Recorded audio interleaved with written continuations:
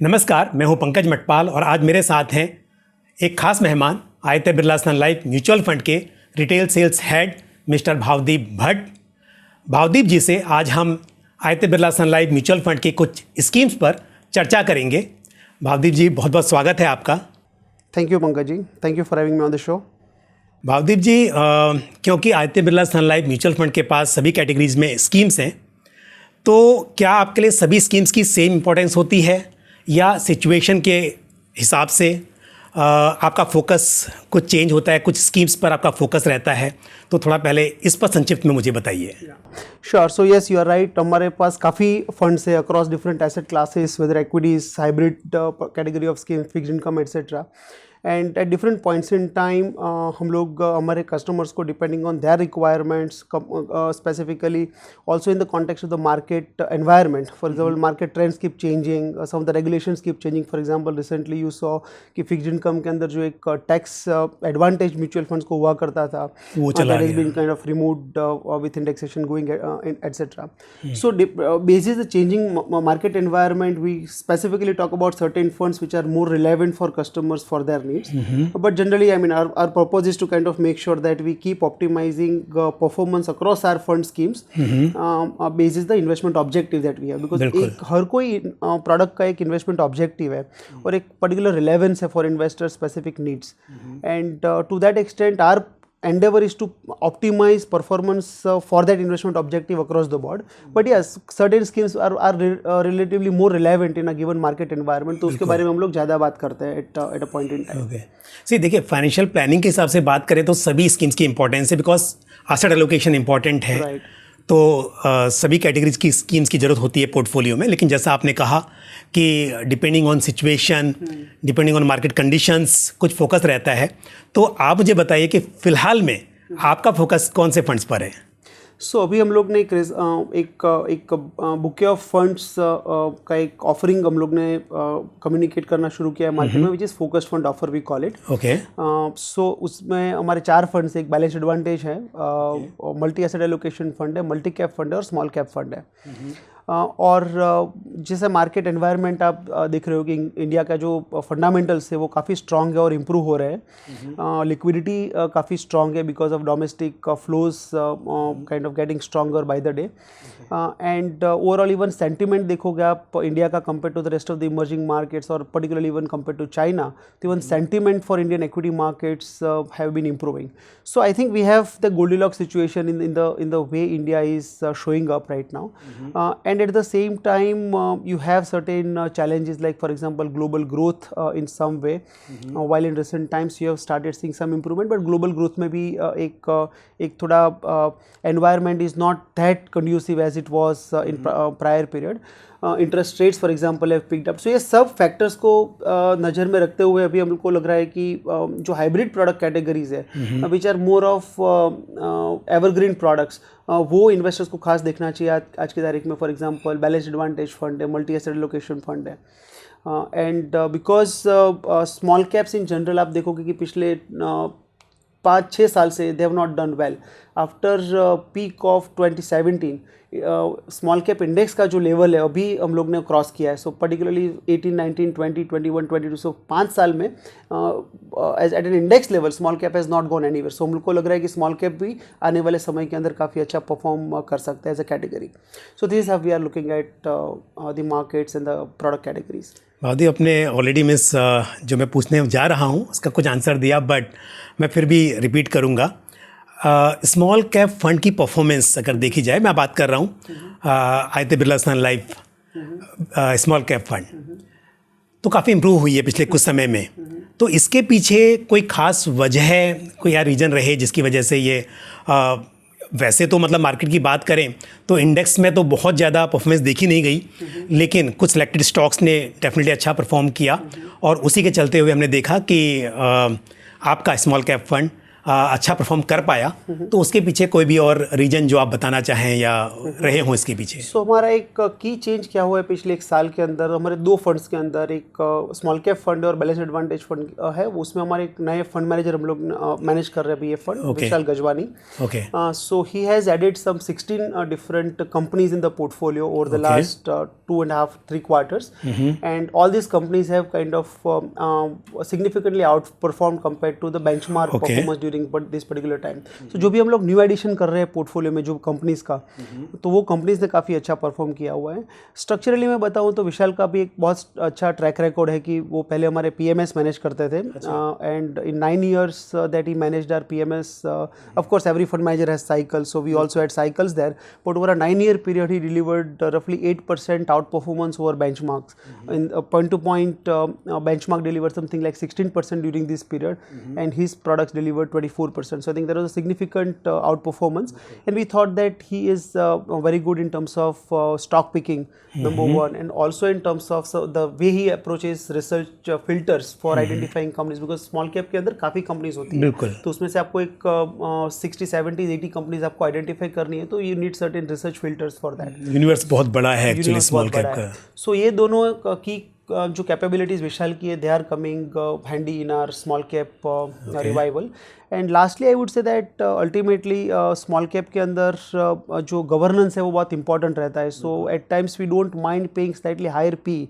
तो हमारा जो पोर्टफोलियो लेवल पे प्राइस टू अर्निंग्स रेशियो देखोगे आप, तो हमारे स्मॉल कैप फंड का compare to small cap index वो शायद ज़्यादा है थोड़ा, क्योंकि we don't mind paying slightly higher premium, but our ROE and EPS आप देखोगे तो स्मॉल कैप की कंपेरिजन में काफ़ी ज़्यादा है. आपको एक बहुत इंटरेस्टिंग कॉन्सेप्ट अभी हम लोग प्रमोट करते हैं इसके अंदर कि generally I mean every company level there is something called expected EPS, right? So there is some target price when certain investors look at direct equities. तो टारगेट प्राइस होती है basis the EPS, expected EPS growth in a company. Now if that expected EPS growth can give you target price in a particular company, is it possible to have expected EPS growth at a portfolio level? And how do you look, how does the portfolios expected EPS compare with the benchmarks expected EPS? वो comparison आप देखोगे तो आज की तारीख में जो बिरला का स्मॉल कैप फंड है उसका expected EPS growth is something like 18.5% compare to benchmarks 14.5%. So fundamentally portfolio is very strong. The new additions that we are making are playing out very well. And as a category, जैसे मैंने आपको बताया अभी कि पिछले 5 साल में small cap index has not gone anywhere in term at index level, so there is a significant opportunity on that side. And when interest rates also kind of pick out, we typically see that growth companies and companies with sound background, sound fundamentals, but not very large scale, they also tend to do well. So I think in this cycle we believe that small cap companies in particular could have a greater run over the next 3 to 5 year period. Very nice. तो मुझे उम्मीद है कि आने वाले समय में भी स्मॉल कैप फंड की परफॉर्मेंस अच्छी रहेगी और इन्वेस्टर्स को इससे फ़ायदा होगा. आपने बात की थी अभी बैलेंस एडवांटेज फंड की और मल्टी एसेट एलोकेशन फंड्स की, और ये दोनों कैटेगरीज जो हैं मेरी चॉइस की कैटेगरीज हैं एक्चुअली, बिकॉज रिटेल इन्वेस्टर्स के लिए बहुत आसान होता है पोर्टफोलियो बैलेंस करना. खुद से मुश्किल है, लेकिन यदि आप इन्वेस्ट करते हैं इन स्कीम्स में तो ऑटोमेटिकली आपको मल्टीपल एसेट क्लासेस का बेनिफिट मिलता है. यदि हम मल्टी एसेट एलोकेशन की बात करें, इवन बैलेंस एडवांटेज फंड का फ़ायदा ये होता है कि इक्विटी और डेट में एलोकेशन कितना करना है वो इन्वेस्टर को नहीं सोचना पड़ता. तो क्या ये वजह है कि इस वक्त मार्केट में वॉलेटिलिटी है इसलिए आपने ये स्कीम्स फोकस में रखी हैं, या फिर जैसा आप बता रहे थे कि इंटरेस्ट रेट साइकिल के हिसाब से आपने डिसाइड किया है, तो इसको भी थोड़ा सा आप मुझे बताइए. So there are basically Pankaj उसमें 2 रीजंस है. एक है कि स्ट्रक्चरल रीजन की कस्टमर्स की रिक्वायरमेंट क्या है, इन्वेस्टर्स की रिक्वायरमेंट क्या है. तो मेरे एक्सपीरियंस में, मेरे ऑब्जर्वेशन के अंदर मैंने देखा है कि इन्वेस्टर्स का एक्सपेक्टेशन बहुत ज़्यादा रिटर्न का हमेशा नहीं रहता. इन्वेस्टर्स को क्या चाहिए होता है कि उन लोगों को, उनको एक लो वॉलेटिलिटी के साथ एक डिसेंट, एक स्टेबल रिटर्न उनको मिले compare to conventional savings options like fixed deposits for example. And if you can get that 9 to 11% bracket expected or targeted return kind of product proposition like Balanced Advantage Fund, that does very very well, and it fits into investors expectation very well. तो एक structural reason है कि आपने पिछले 8-10 साल के अंदर India अपना म्यूचुअल फंड इंडस्ट्री में हाइब्रिड कैटेगरी का ग्रोथ काफ़ी सिग्निफिकेंटली अच्छा होते हुए देखा हुआ है. So there is one reason I think that nothing has changed while the volatility at the margin has come down in India over the last few years. But investors like that kind of stable return because their alternative quite a few times is conventional deposit thing. So I think that doesn't change, and that will continue kind of growing. In fact, we are looking at some numbers over the last 10 years of gross sales in India. And if you look at 89% of gross sales in India is happening from existing customers.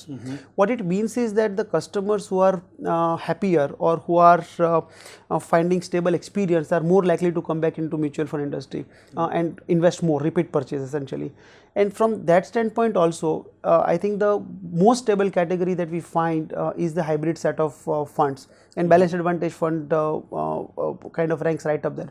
Just to kind of put all that I said into numbers, पिछले 10 साल का हमारा जो monthly आप exposure देखोगे equity में, net equity exposure तो 51% है. ओके. उसके सामने जो निफ्टी का जितना रिटर्न आया हो उसका 91% का निफ्टी रिटर्न जो है हम लोग ने डिलीवर किया है इन 10 year period. Okay. So 51% net equity exposure, 91% of Nifty return, and with 63% of Nifty's volatility. Now this is what is possible in this particular fund proposition, because हमारा जो equity exposure का जो एक range है वो 20% to 80% है. जब भी कोविड की सिचुएशन हुई थी मार्च 2020 के अंदर, fund managers had an opportunity because valuations were very attractive. They went all the way up to 80% into equity exposure. And then end of 2021 when valuations kind of ran up a little bit, we reduced our equity exposure all the way to 35%. तो जो पूरी range में fund manager को equity exposure manage करने की जो option मिलता है उसका काफ़ी फ़ायदा होता है. And lastly fixed income point of view, March में हम लोग ने देखा कि एक जो टैक्स एडवांटेज था म्यूचुअल फंड के फेवर में वो चला गया है अभी. तो काफ़ी इन्वेस्टर्स को अपना जो फिक्स्ड इनकम का एक्सपोजर था उसका कुछ ऑल्टरनेटिव चाहिए.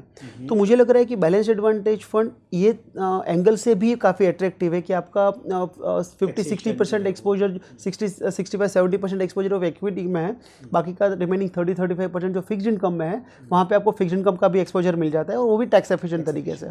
सो I think it just kind of makes a perfect sense from the market, from the investor point of view first, and also from the market dynamics point of view. And we believe that this category is going to grow manifold from where we are right now. Okay. So दो reason थे, मतलब एक तो आपने कहा कि evergreen category है हमेशा इन्वेस्टर्स के लिए, और दूसरी बात टैक्स एफिशिएंसी के हिसाब से अब और भी इम्पोर्टेंट हो जाती है, तो वो सोचकर आपने इसको अपने फोकस फंड में रखा है. That's right. तो स्मॉल कैप फंड की वजह समझ में आई कि क्यों आप उसको फोकस में रख रहे हैं, और डेफिनेटली परफॉर्मेंस दिखाई भी दे रही है. और मैफ और बैफ यानी कि मल्टी एसेट एलोकेशन फंड और बैलेंस एडवांटेज फंड दोनों की एक वजह है उनको फोकस में रखने के लिए. लेकिन एक फ़ंड और है multi cap fund. Multi cap fund की क्या वजह है कि उसको आपने फोकस में रखा है? हालांकि अगेन मैं इस बात से सहमत हूँ कि हालांकि ये आपके लिए एक नया फंड है, लेकिन जब से लॉन्च हुआ है फंड की परफॉर्मेंस अच्छी रही है. तो इसकी भी वजह यही है कि फंड अच्छा परफॉर्म कर रहा है, इसके लिए आपने फोकस में रखा है, या फिर ऐसा है कि इन्वेस्टर्स के पोर्टफोलियो में एक मल्टी कैप फंड होना चाहिए, उस हिसाब से आप इसको ज़्यादा फोकस में रख रहे हैं? Yes Pankaj ji, so I think performance point of view आपने जैसे देखा होगा कि पिछले कुछ क्वार्टर्स के अंदर हमारा जो परफॉर्मेंस है अक्रॉस द बोर्ड वापस आया हुआ है. So it's like 10 different categories जहाँ पे हमारा फंड परफॉर्मेंस स्ट्रांगली वापस आया हुआ है. So it's not just basis performance कि हम लोग ये प्रोडक्ट कैटेगरी सिलेक्ट किए, बट क्या है ना कि डाइवर्सिफाइड फंड्स कैटेगरी के अंदर 3 कैटेगरीज अवेलेबल है आज की तारीख में इन्वेस्टर्स के पास. फ्लैक्सी कैप कैटेगरी है, लार्ज एंड मिड कैप है, और मल्टी कैप है. मल्टी कैप के अंदर जो एक डिसिप्लिन है कि मिनिमम आपको 25% स्मॉल कैप, मिड कैप और लार्ज कैप में रखना है, उसकी वजह से क्या हो जाता है कि एक आपको लॉन्ग टर्म के अंदर, because India is a growth market, small and mid caps typically we have seen 10 year का आप रोलिंग रिटर्न निकाल लीजिए तो small and mid caps would done better than large caps, small caps would have done better than mid caps, and mid caps would have done better than large caps. So that is a trend. So for any long-term investor, we believe that the multi-cap is the best solution. If your investment horizon is say ideally 7 to 10 years, because long-term का definition change हो गया after COVID. So 7 to 10 years का investment horizon है. Our belief is that multi-cap is one stop solution for any investor, because of the embedded discipline, as you rightly mentioned, minimum 25% in each of the categories. So हमको लग रहा है कि and India is a growth market. Small and mid caps will eventually become, lot of small caps will become mid caps, and mid caps will some of the mid caps will become large caps, and in the transition process fund managers will be able to hopefully generate a greater return compare to rest of the product categories. तो हमको लग रहा है कि structural story है। Multi cap काफ़ी young category है India के अंदर। इनफैक्ट बिरला का जो मल्टी कैप है was the first multi cap NFO in India, because it was quite a few others have converted their अदर एग्जिस्टिंग equity funds into multi-cap fund. We launched it in 2021, and since that time we have seen a stable performance in that fund. But my sense is that if there is one diversified fund that investor wants to keep in his or her portfolio, it must be multi-cap fund.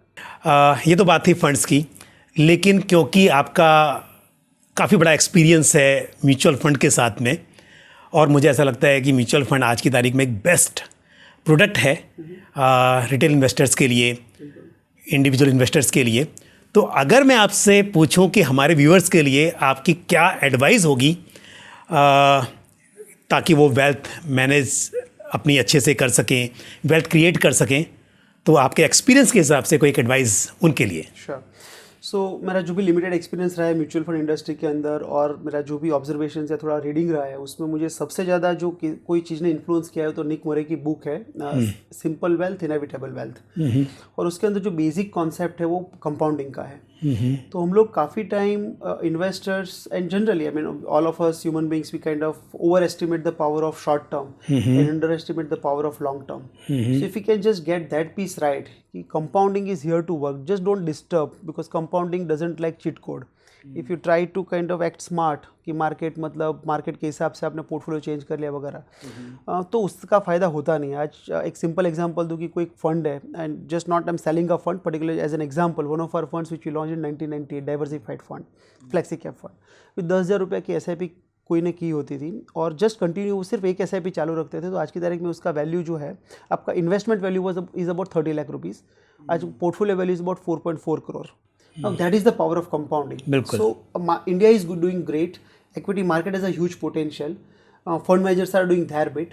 So just invest and just remain invested. Don't try to really outsmart market, outsmart your friends and peer group and neighbors, and just let equity do the compounding for you.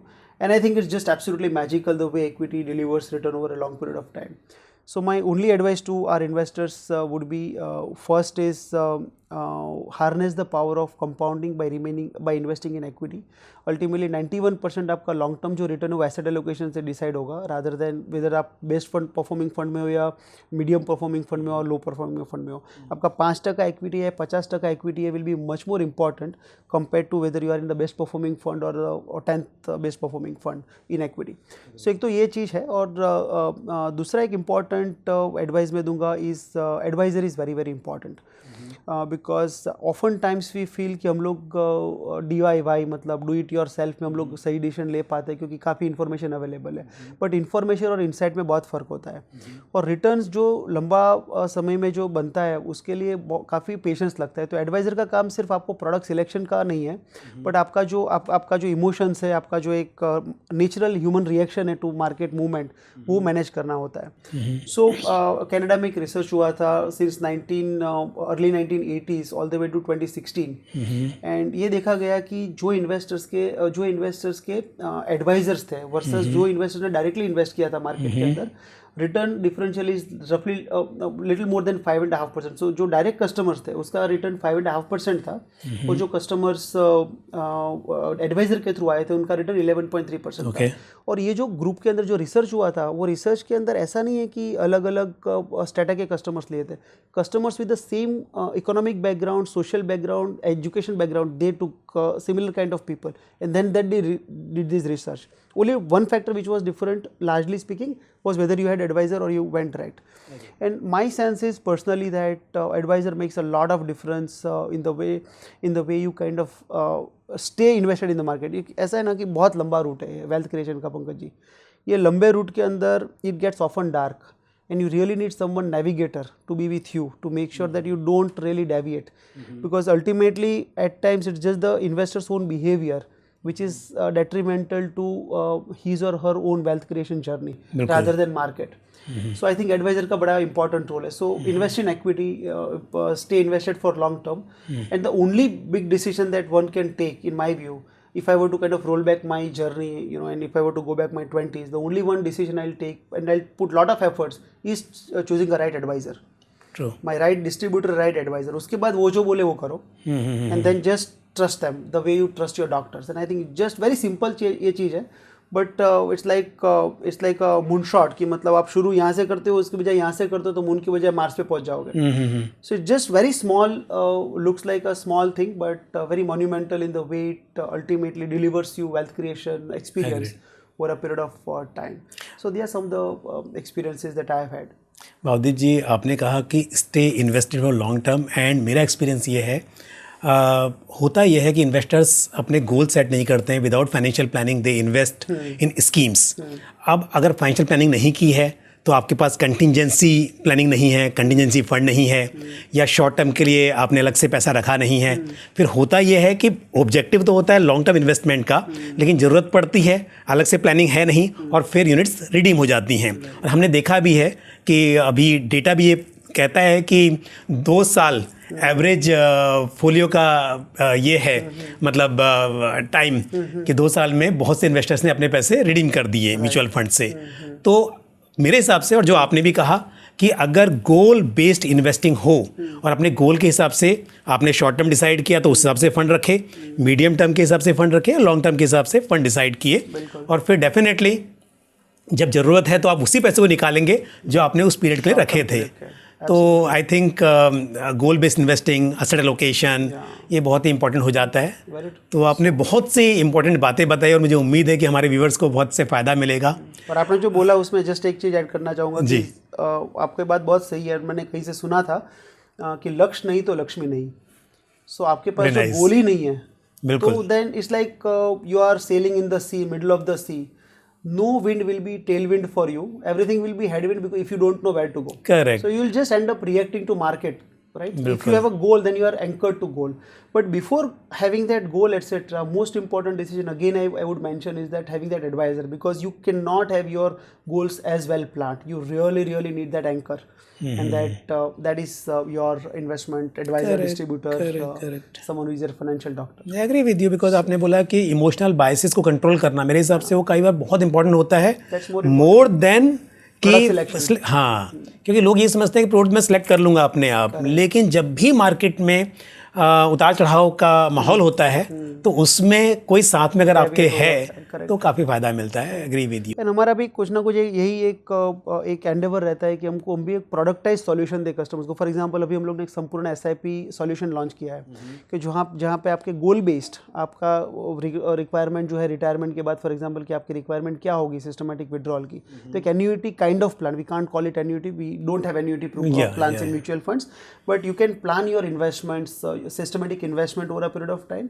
and then systematic withdrawal. So we are just productize this solution for any investors to do this. तो हमारा एक endeavor रहता है कि हम लोग एक mass customization का एक रूप में कुछ ना कुछ solution customers को दे. तो संपूर्ण SIP is one such solution that investors can look at for their long term goal planning. Wealth create कीजिए SIP से, और फिर SWP से अपना कैश फ्लो मैनेज कर सकते हैं. भावदीप जी, आपने समय निकाला हमारे लिए आज और बहुत सी इंपॉर्टेंट बातें बताई. मुझे पूरी उम्मीद है कि हमारे व्यूवर्स को इससे बहुत फ़ायदा मिलेगा. So once again thank you. Thank you so much Pankaj ji for having me on your show. Thank you. तो आज के लिए बस इतना ही. और आज हमने जिन विषय पे चर्चा की, मुझे उम्मीद है ये सभी बातें आपको ठीक से समझ में आई होंगी, आपको पसंद भी आई होंगी. लेकिन आपका कोई भी सवाल या सुझाव हो तो आप कमेंट बॉक्स में पोस्ट कर सकते हैं. मुझे दीजिए इजाज़त. अगले वीडियो में फिर आपसे मुलाकात होगी. Thank you. जय हिंद. म्यूचुअल फंड निवेश बाजार जोखिमों के अधीन है. योजना से संबंधित सभी दस्तावेजों को ध्यान से पढ़ें.